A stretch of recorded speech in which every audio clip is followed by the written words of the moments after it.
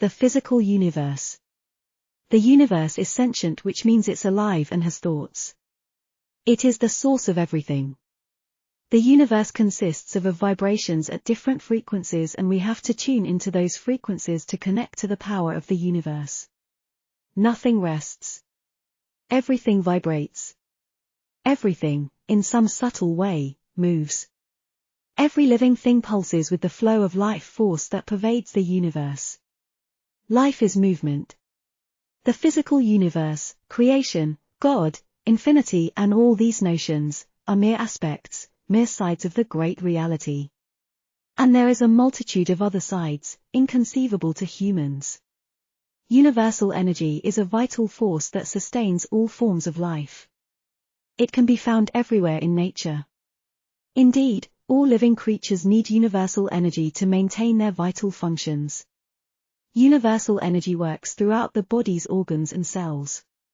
As it flows throughout the body, it helps our energy system to regain its natural balance. This energy of existence has always been there. It belongs to everyone, and it includes everyone. Everyone needs this divine energy to live. It gives life to you and gives life to all living creatures.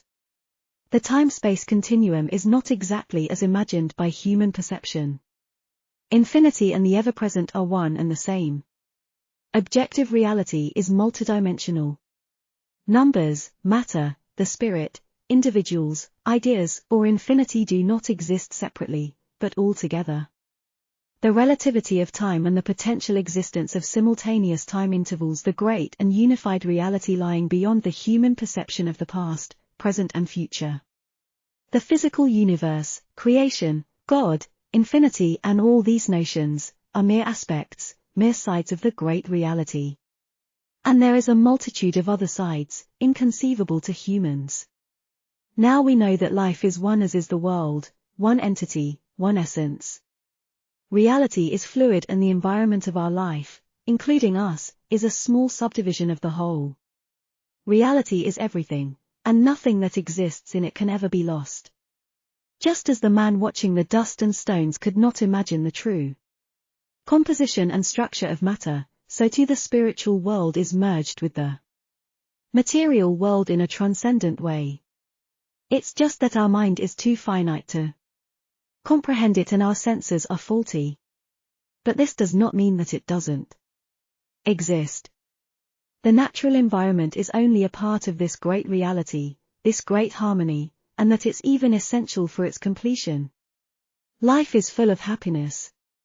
Creation has generously spread it everywhere, in the sunbeam that emerges after the storm, in the color and the odor of the flowers, in the whiteness of the clouds, in the purity of thought, in the singing of the birds, in noble intentions, in good deeds.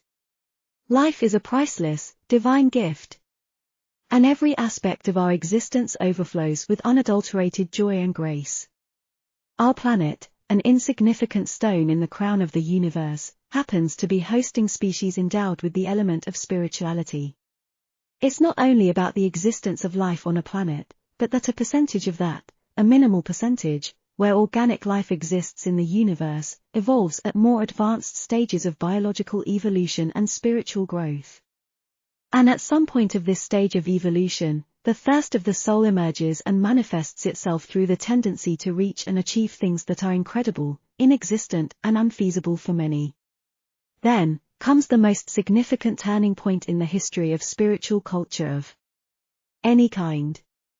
We thought of them as creations of the human spirit, but we now know that these manifestations stem from elsewhere and would exist elsewhere, possibly in different forms, regardless of human habitation on the planet.